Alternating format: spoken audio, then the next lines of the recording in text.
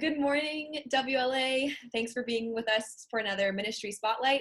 Today we have Susan Phillipson with the Community Garden, and she's here to tell us a little bit about how this season has gone in light of COVID and what the ministry is all about. Hi, Susan. How are you? Hey Esther, how are you? Doing well, thanks.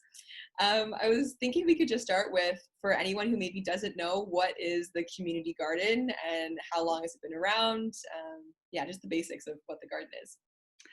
Well, we wanted to be able to serve some of the people that live around the church. And we have so many apartment buildings. There are lots of people that just don't have a garden. They don't have a place to grow things. Some might be able to grow things on their balcony, but depends on their exposure. And then some just want the community part of it. So a couple of years ago, Graham says that it was my idea. I still think it was his idea. But anyway, to start a community garden. We talked about it and I got a bit excited about it and started thinking about it and making plans. And so 2 years ago, we got it roughed in, got the fence posts up, and then last year was our first season. So it's been successful so far. We're going along. Even with COVID, we were able to open, which is a blessing. Yeah, definitely. How did it change or maybe stay the same in light of COVID this year? So I was really worried that there wasn't going to be any community in Community Garden, but we did end up being able to. We did have a Facebook page, which a lot of people didn't know about or didn't use, and that has been a really important part, I think, of our season this year. And there's been just some more interaction between gardeners randomly. It hasn't been planned. We didn't have any of our planned events. We did have some of those last year, which brought all the gardeners together. We also had regular garden nights, 2 nights a week on Mondays and Thursdays. And this year we weren't able to do that either because we couldn't have that many people together. So we had to do we had to schedule people in. That seemed to work pretty well for most of the summer. But that also divided us into a group, the odd numbered plots and the even number plots. So we we only see half the people. It's just, I don't know. It's worked out amazingly, but that's how God works. So we're happy with that. Good. Yeah, that's so encouraging to hear. And when you talk about gardeners and volunteers, how many people in total would you say are involved with the community garden? So we have the gardeners, and we have about 28 plots. And then I also have a garden team. And some people, like we have some full plots and some half plots. I would say probably there's between 30, maybe 35 people involved. So that's why we did have to juggle with the numbers being in the garden. And then also people wearing gloves and sanitizing the commonly used things had to happen. But yeah, there's quite a good group of people. So that's been great to see. Welcome new people. Some were from last season, and then we had some new gardeners this year too. So yeah, it's been great. That's great. And do you mind sharing just some of the highlights from your perspective? What were some of the best parts of the garden season this year?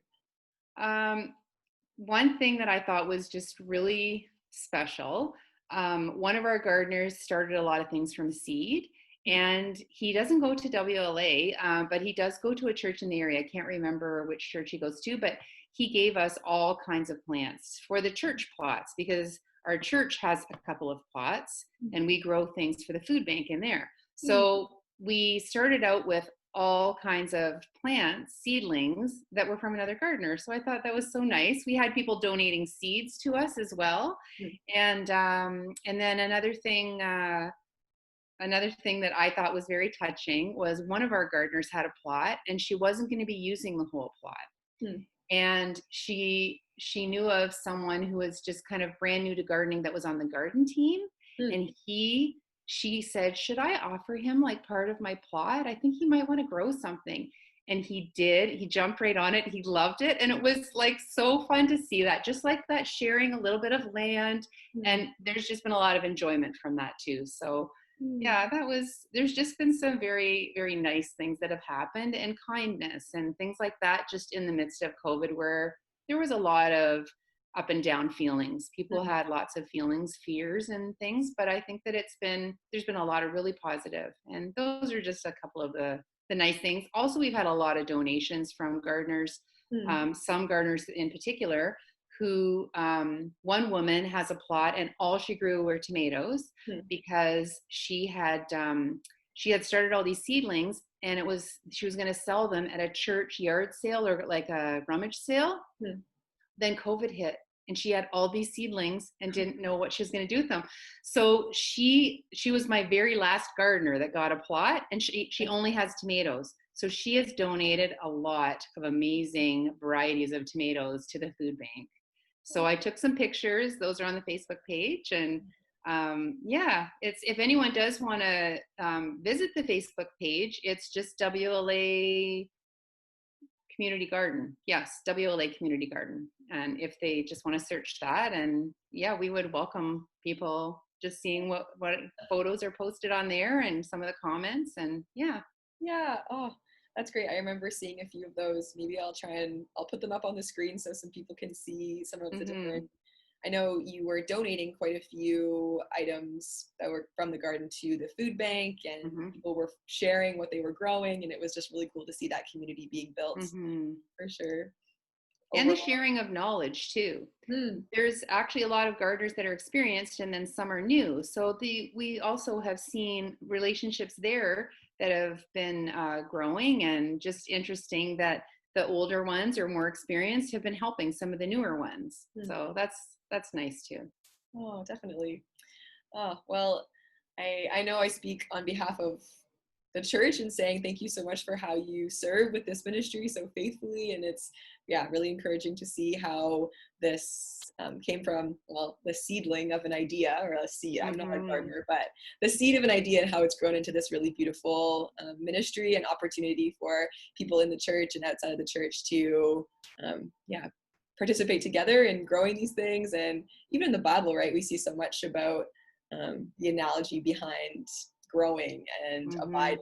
And I love the vine and the vine dresser. Yeah. Yeah, there's so much. I just love those things from the garden because that speaks to my heart too. Like, that's just one of my interests. So I tend to be drawn to those.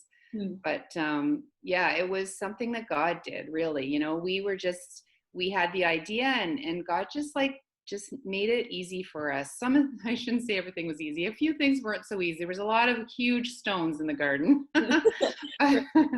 But I mean, he really has grown it. It's been all God doing it, but I'm just happy to be a part of it. Oh, well, thank you again so much for how you serve. And are there any ways that we can be praying for you or for the ministry as a church?